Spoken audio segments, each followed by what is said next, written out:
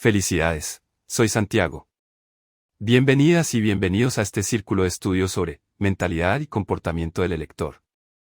Hoy nos acompaña Camila, experta en comunicación política, quien nos brindará una breve conferencia sobre este interesante tema. Bienvenida Camila, y adelante con tu exposición.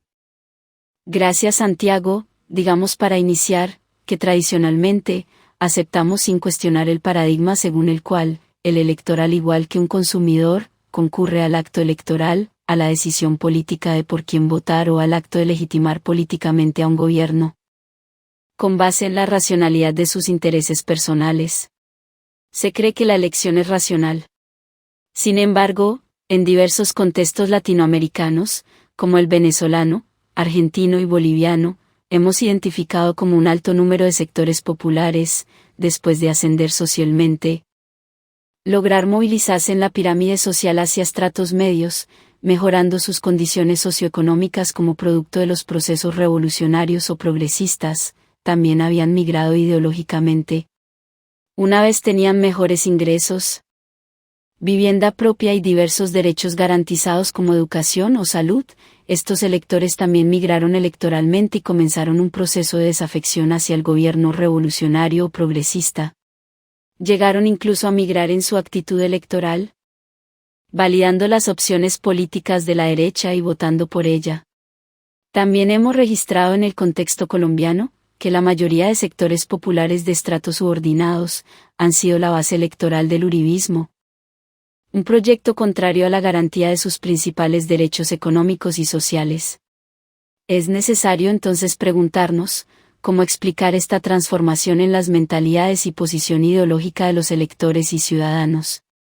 Buscando explicarlo, hemos comenzado a explorar un autor como George Lakoff, el cual propone el concepto de marcos morales profundos, como determinante en la decisión de un elector. La explicación de esta premisa está contenida en sus libros No pienses en un elefante, Puntos de reflexión, Manual del progresista y Metáforas de la vida cotidiana. Lakoff estudia el comportamiento electoral de los obreros de los Estados Unidos, los cuales, a pesar de su condición popular, de excluidos, votaban a favor de los republicanos. Un partido que tenía como programa el privatizar la salud y restringir derechos de los trabajadores o liberar de impuestos a los sectores empresariales. En términos racionales, se suponía que los obreros debían votar por los demócratas, los cuales tenían un programa de mejora del servicio de salud y el incremento de los impuestos a los millonarios para transferir esos recursos en términos de beneficios para la población. Estos obreros, al igual que diversos sectores populares de América Latina, votaban en contra de sus intereses. ¿Cómo explicarlo? Es la reflexión que nos propone Lakoff. La explicación que nos brinda es que existe una configuración del subconsciente donde subyacen valores, o marcos morales, que se conectan con marcos propuestos por los partidos de las derechas. Estos valores referidos a la familia, la sexualidad, el cuerpo, el aborto, u otros, se conectan entre sujetos sociales que deberían ser antagónicos. El excluido se siente representado en el modelo moral de sociedad propuesto por las derechas y se siente distanciado de los progresismos o izquierdas que proponen marcos diferentes. Otro autor que es fundamental estudiar para arrojar luces sobre el comportamiento del elector es Pierre Bourdieu. En su libro La distinción, habla sobre los criterios y bases sociales del gusto. El punto es el siguiente: existe lo que podemos llamar modelos aspiracionales, los cuales no son otra cosa que la lucha de los sectores subordinados por igualarse en el consumo con los sectores de élite de la sociedad. Mientras los sectores populares buscan igualarse, la élite busca distinguirse, mantener su lugar de exclusividad en el consumo y gustos sociales. Es una batalla por la estética válida en la sociedad. Este fenómeno de igualación-distinción explica mucho de la movilidad ideológica de los sectores populares a pesar de ser impactados por proyectos progresistas o de izquierda en lograr mejores posiciones sociales o de consumo. Pero al llegar a su nueva posición, al ascender o desplazarse socialmente, su modelo aspiracional se activa y comienza a validar las posiciones de las derechas que representan su ideal de ascenso, de consumo, de distinción. podemos decir que vive socioeconómicamente un proceso de interclasamiento e ideológicamente de desclasamiento. Este fenómeno en la conducta de los ciudadanos o electores es propio de las sociedades donde el capitalismo de consumo se ha configurado como hegemónico. Es decir, sociedades que han ido perdiendo su estructura industrial productiva y su Producto Interno Bruto se agrega mayoritariamente desde el sector servicios o extractivista. Esto ha tenido un impacto muy grande en el tipo de mentalidad del elector. Ya no estamos ante sociedades que tienen lugares fijos de producción de identidad y sentido colectivo de los excluidos, como la fábrica por ejemplo y los procesos de movilización obrera. Ahora estamos ante un conjunto de sujetos con relaciones difusas, sin representaciones colectivas compartidas. Dramáticamente la identidad ha dado paso a las identificaciones otorgadas por el consumo y en este proceso, el dispositivo de igualación-distinción captura ideológicamente a los sectores populares a favor de los proyectos de la élite o clase media. El sector popular en su marco profundo interno se pregunta cómo lograr acceder al estatus de distinción, al nivel de consumo que tiene el segmento supraordinado de la sociedad. Los sectores populares comienzan a legitimar el proyecto político del sujeto social que evidencia el modelo de consumo que ellos quieren tener y desde ahí votan por ellos, los validan a ellos así en términos racionales su proyecto vaya en contra de sus intereses materiales.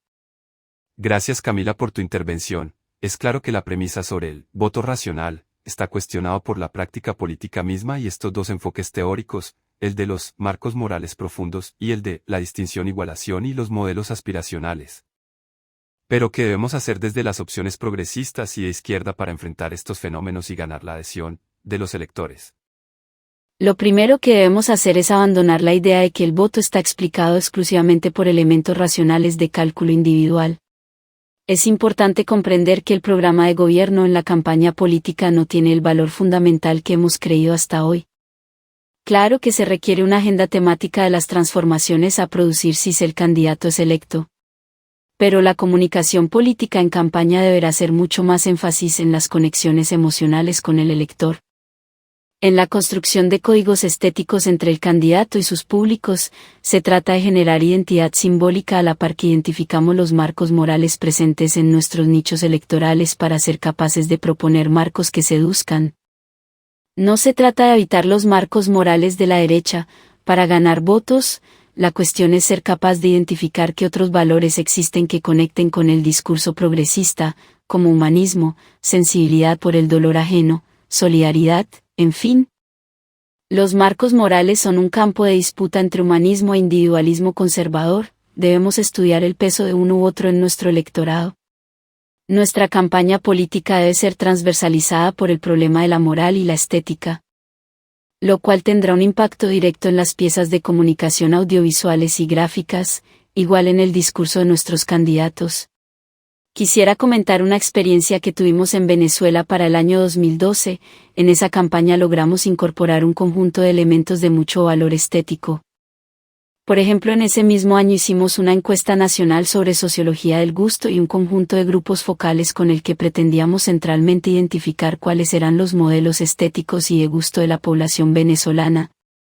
Teníamos que entender cuáles eran los colores que le gustaban, cuál era la música que le gustaba, cuáles eran las distintas maneras de comunicar y expresarse que le gustaban a los electores.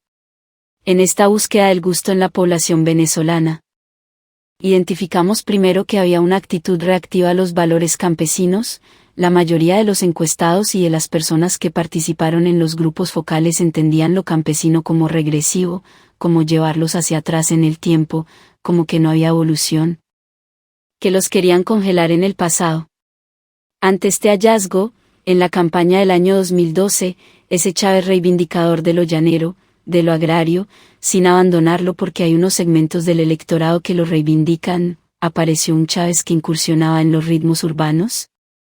Un Chávez que cantaba rap, un Chávez que estaba en el rock, un Chávez que estaba muy ligado a toda la sensibilidad estética de la juventud.